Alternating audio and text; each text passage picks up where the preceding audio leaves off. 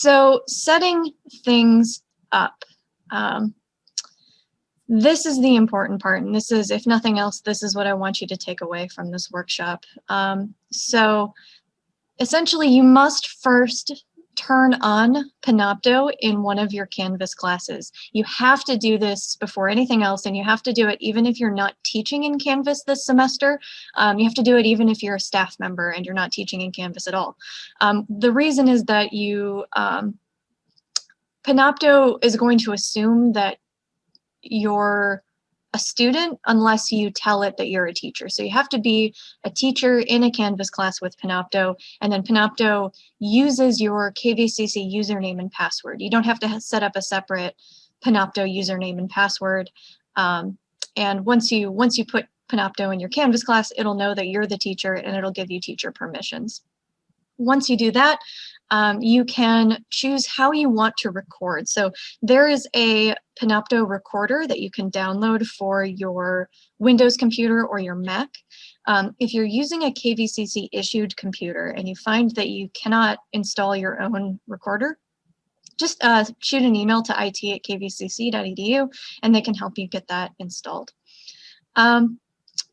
Or the new option, this is new as of within the last year or so, there is a browser solution for recording. So you no longer need to download anything. You can record right from within the browser, although it does have limited features compared to the other option. So let's talk about adding, let's start at the beginning. Let's not get ahead of ourselves. Let's talk about getting your Panopto added to Canvas. And you're welcome to do this in a sandbox course. You are welcome to do this in a real course if you think you might want to use Panopto in a real course. And basically the first time you do this, it's going to give you teacher permissions, and it's also going to create a folder for your course. I'm going to talk a little bit about that in a sec. So I'm going to do a new share. I'm not going to forget to do this time. And I'm going to pull up a sample course that I have set up. And I'm going to, I already have Panopto turned on in this class, and you can tell because I have the link over here on the left that says Panopto Video. A lot of third-party apps in Canvas get turned on by adding them to this left-hand menu. So if you need a reminder of how to do that, I'm going to go ahead and scroll down. On the left-hand side of my course at the bottom, I'm going to click on Settings.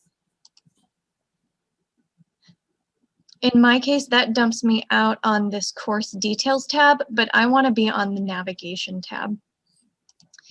And essentially, you'll notice that what appears on the right side mimics what appears on the left. And anything that is in the top section up here is going to be either visible or turned on to students.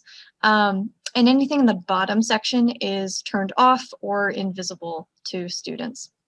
So, for most of you, Panopto Video is going to be down here somewhere, and all I need to do to turn it on is to click and drag and drop and put it somewhere in the top section. I'm going to put it at the bottom.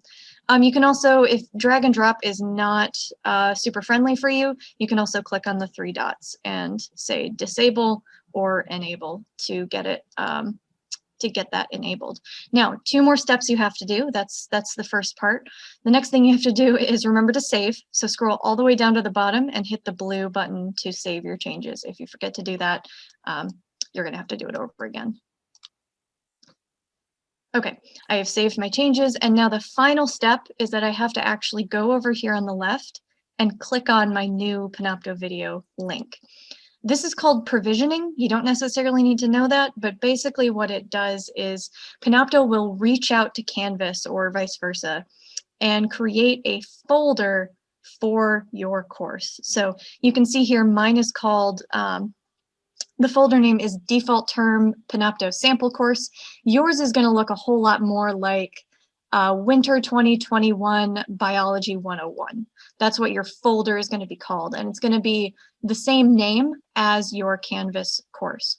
And you want to think of your Panopto folder and your Canvas course as being kind of one and the same. So anything that goes in your Panopto folder that has your course name on it, your students are going to be able to see. So when you record something and you upload it to your class folder, that is the same as uploading it to your Canvas course, and it happens seamlessly and automatically.